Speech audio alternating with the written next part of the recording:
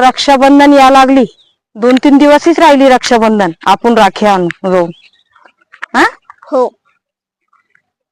अरे आवी काय म्हणतात ताई? कुठ चालला? कुठ नाही, चाललो होतो बाहेर.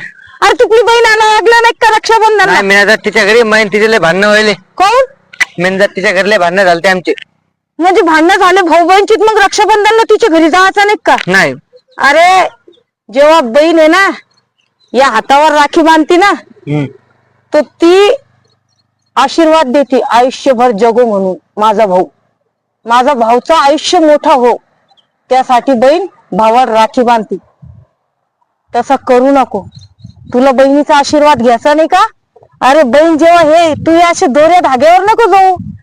हे धागा तू मामूली समजू नको. कितीही मोठी परेशानी आली ते धागा तोडू शकतो. तो परेशानी कोण तोडू शकतो?